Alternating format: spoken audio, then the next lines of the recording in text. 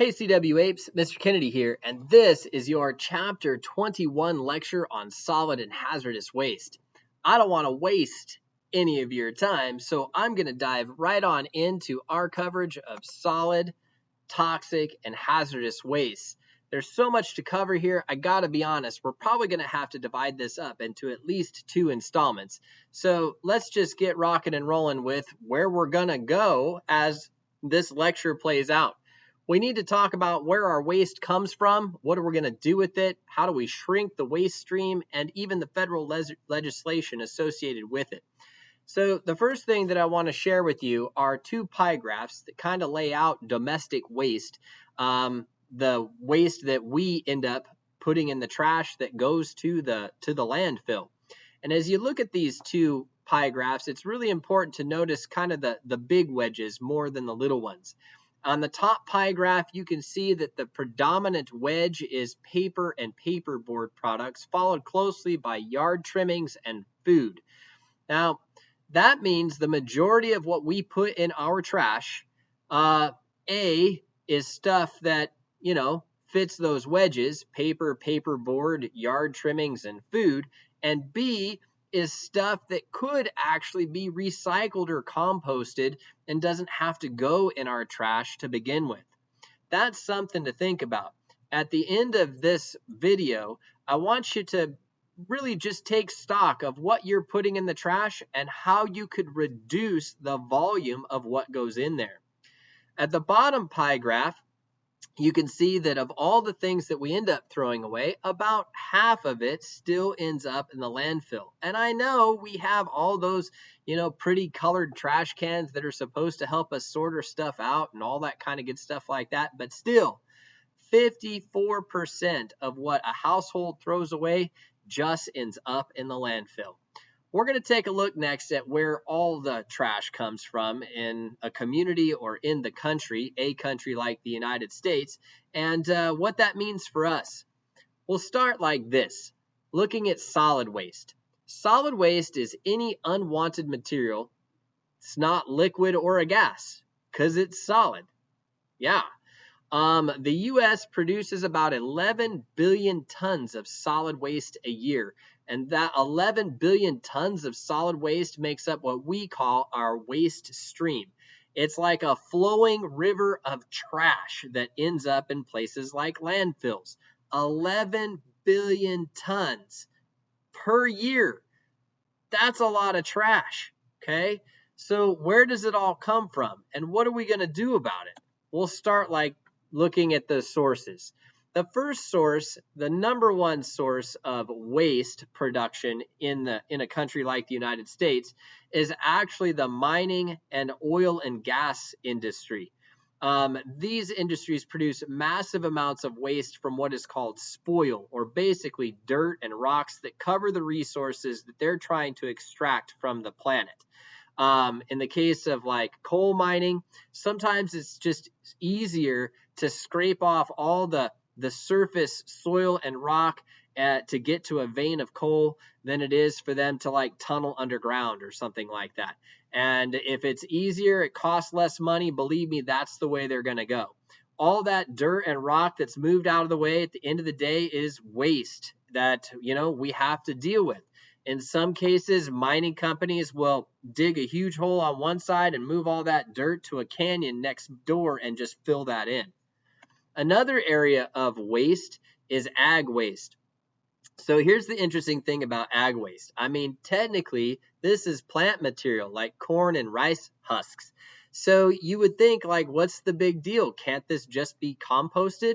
I suppose it could be, and in some places it is being composted and turned back into soil, which is great. Some places actually use it to produce electricity, where they actually burn this stuff. In a place like California, like burning things in an incinerator, not a really good idea. We already have enough air quality issues as it is. So a lot of this agricultural waste just ends up going, if it's not, in a state where it can be incinerated, if it's not being composted, it ends up going into landfills. In a landfill, again, you would think it would break down, it would decompose, but unfortunately, Most landfills are nearing capacity. The one nearest us is at 80% capacity. So as we continue to take trash every single working day and just fold it into this landfill, it's kind of like, taking your foot and stomping on an open trash can to just squish the trash in there tighter and tighter so you can get more and more in. When you do that, yeah, you create a little space, you can get a little extra in to avoid the inevitable, but the problem is you also pack the layers of garbage in so tight that where water used to filter down through those layers and encourage decomposition, well, it's no longer possible. And even something organic like corn and rice husks, well, they don't break down. Next area to look at is industrial solid waste. About 10% of the country's waste stream comes from scrap metal, plastics, paper, fly ash, and sludge. Most of this stuff is burned on site. Again, a big no-no in a state that has air quality issues already. If it can't be burned on site, then they're going to bury it on site because it's cheaper for them to bury their own waste on site than it is to pay to truck it to a landfill and then maybe pay fees and fines and penalties for like disposing of potentially toxic or hazardous materials in a landfill. So unfortunately, that means that you've got, some industry that's burying some pretty bad stuff, like literally right on site. And if that industry ever folds or leaves, whoever inherits that land after them has got to deal with it. Next thing is your municipal solid waste, MSW as it's called. This is the waste that we produce from our homes and businesses. And while the percentage that you see there doesn't look like much, 1.5% of our country's waste stream comes from MSW. Well, what's scary is the actual weight per person. Like 1,500 pounds of waste per person, garbage, like paper products and, yard waste and leftover food and metals and plastics, like 1,500 pounds per person per year. So, you start looking around at how many people live in your home with you and you multiply that times 1,500, like literally a family of 4 is going to produce over a ton, of trash every year, right? That's an incredible amount of garbage. And we have to ask, where's it going to go? Like, what are we going to do with it? There's this just magic truck that comes around once a week and picks it up, and then I don't think about it anymore. Well, we're all going to have to think about it when our landfill is full and the city starts looking around where they're going to put the next one, right? Because out of sight, out of mind might work for the short term, but long term, that stuff's not going away. So going back to what ends up in our trash, here's that pie graph that I showed you a while ago. Remember, there's 3 wedges on this pie graph that, if we just do little things to our daily activities, we could eliminate like almost 60% of what ends up in our garbage. Paper, paperboard, food scraps, and yard trimmings. Like, that's huge. All that stuff could be recycled. All that stuff could be composted. That stuff doesn't have to go in the trash. It just takes commitment. Now, if it does end up in the trash, well, we got to look at like where it's going to go. So I'm going to take you through just a brief history of, like a few different options for handling our trash. And then in the second video, we'll go into some more depth and detail. So open dumps, ocean dumping, landfills, exportation, and incineration. These are our options for like how to handle our solid waste. An open dump. As its name implies, an open dump is literally an open dump. You can think of it as just like walking down to the end of your street and dropping your trash right there on the surface. You're not even burying it. You're not even trying to hide it. It's just you're walking down there going, there you go. This is unregulated. Like, there's nobody controlling what gets put in the dump in terms of hazardous materials or recyclables or anything like that. It's just dumped because you don't want it in your house. Open dumps, well, for lack of a better way to put it, are pretty much forbidden in the United States. They are something that you see in developing countries where they don't have the infrastructure to handle the waste that their communities are producing. So the community takes matters into their own hands and they simply just find a place to pile up the waste that is away or as far away from the houses where people are living as possible. One thing that we do still have problems with in the United States is things like paint and oil. Um, Rather than taking advantage of recycling opportunities, we do still have a lot of people that like to just pour used motor oil on the ground or in a gutter. That's a form of open dumping and can lead to massive amounts of pollution. Just a single drop, one drop of oil can render the water in an average sized swimming pool undrinkable, right? Because as it disseminates out and spreads through there, yeah, it'll hit standards that are unsafe for people. Ocean dumping. Ocean dumping is nearly uncontrollable.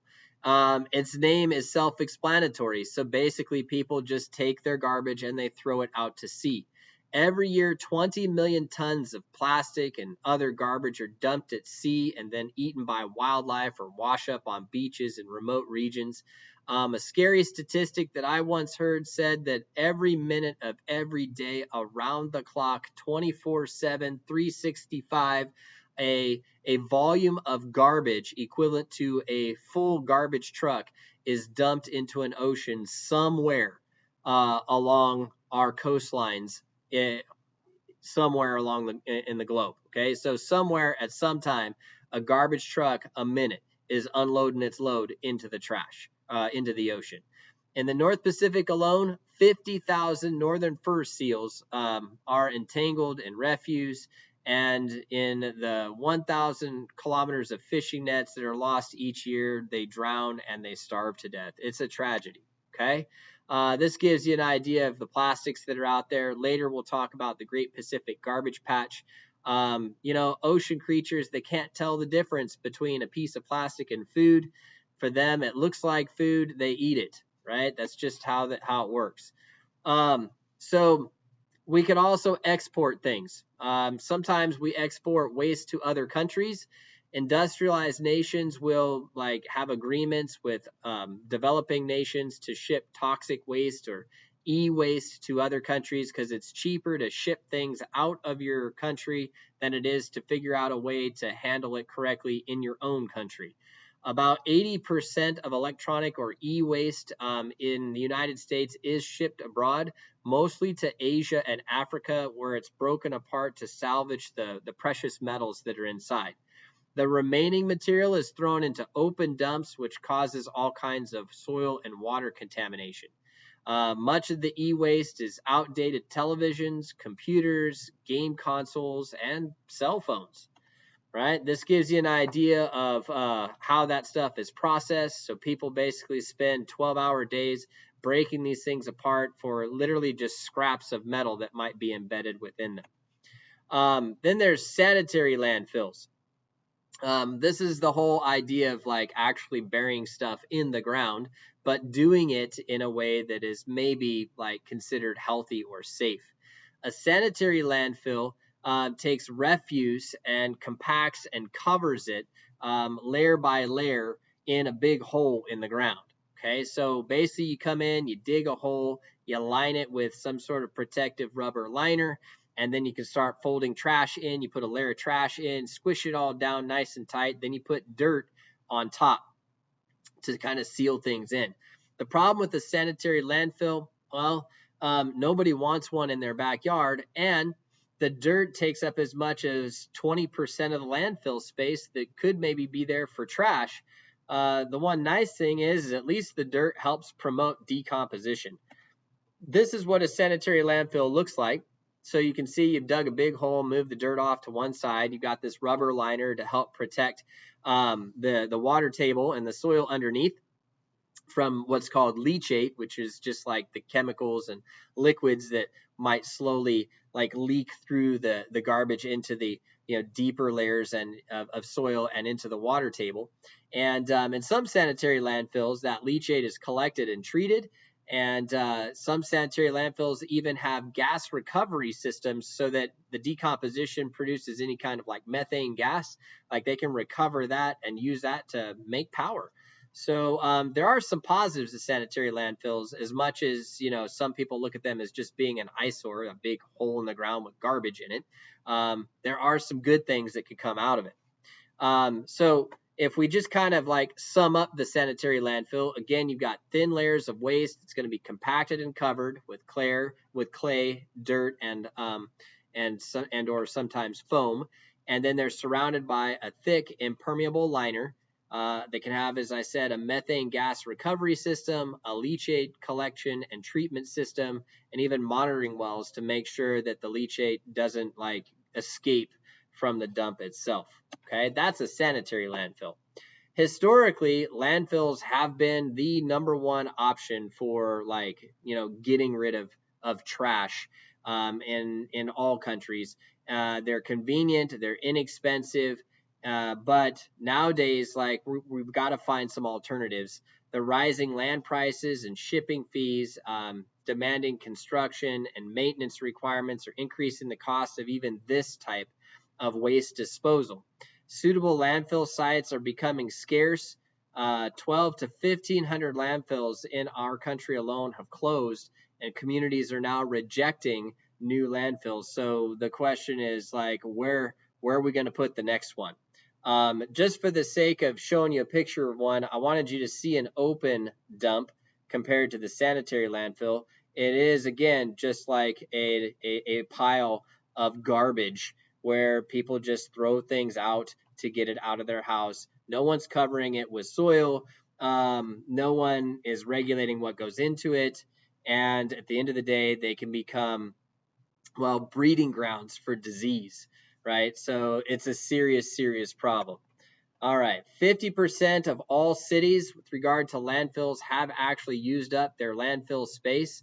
We're going to watch a different video from this one that talks about how New York City deals with their trash. For a long time, New York City, well, you used to literally just fill barges like the ones that you're seeing on this slide and sail out to sea and dump it in there, okay? That's since been outlawed. So since New York City doesn't have the land space to have one sanitary or a landfill after another, basically they take their waste and they've contracted with other states nearby to deliver their garbage to them. So there are trucks that will drive from New York City into like Pennsylvania and stuff like that, and deposit the garbage from New York, states over, because New York just doesn't have the room for the garbage anymore. So you can see this is a problem. Like, what are we going to do with all of this trash? You know, that whole concept of out of sight, out of mind only lasts for so long. Okay. So this will give you an idea of just how far and wide garbage can be transported. So the highest net exporters of waste, municipal and solid waste, are the ones that are colored in kind of that burgundy color. And the highest net importers of municipal solid waste are the ones that are in like the dark blue. So you could see, like, New York, you know, they're a heavy exporter, and then someplace like Pennsylvania, Ohio, like Illinois, Virginia, they're an importer of this material. Okay, so if you lived in New York, your trash might end up as far away as, you know, Illinois, maybe even Kentucky, right? As they're trying to find a place to put it. Landfill problems. Well, there's lots of landfill problems. Aside from them filling up, they do produce methane gas as a result of the decomposition process. Methane gas is a greenhouse gas, and it actually absorbs 25 times more heat than carbon dioxide. So remember what we talked about with regard to sanitary landfills? It's actually a really important thing to have a methane recovery system across the landfill that prevents this stuff from going up into the atmosphere. This is the same reason why dairy cattle are also considered kind of like a major greenhouse gas producer. From their ruminant, they belch methane gas and contribute to the greenhouse effect. So aside from the methane production, and the risk of explosion, we also have to again think about that leachate. Anytime a landfill is close to a body of water, there is the risk of chemicals and liquids leaching down through the soil underneath the dump and getting into the water table. Once in the water table, that leachate can travel for miles and render groundwater literally unusable, not just for humans to drink, but also for agriculture. If we can control the leachate and we can recover the methane, well, like I said a while ago, some good can come out of these landfills. The methane gas can actually be harnessed to produce electricity. It can be blended with things like natural gas and used to like run the production to run incinerators. It can be used to run steam generators. It can be used for a variety of things in a positive way. Next thing we got to look at are tires. So as long as we've had cars, we've had tires. Tires are basically made of vulcanized rubber, which at the end of the day is really difficult to melt, break down, or even use for anything other than just the rubber that it already is. If you look close at this picture, what you're actually looking at is a literal mountain of tires, and in the bottom right-hand corner, you can see some people there for scale. As tires are disposed of, we would love to see them recycled and repurposed. Recycling tires into playground equipment, garden hoses, the soles of shoes, and even artificial reefs is just one way that we can actually get tires out of the waste stream and out of a dump. Once in a dump, they hold water, mosquitoes grow in there, they don't break down, they don't decompose, they take up lots of space. I mean, it's just not good to have them in the landfill. All right, ladies and gents, I'm going to pause for station identification here, and we're going to pick up the story of solid waste with part 2 of chapter 21 in just a minute. I hope you learned a little bit about where our waste comes from and some of our options in terms of disposing it. I'm Mr. Kennedy, and I will see you next time.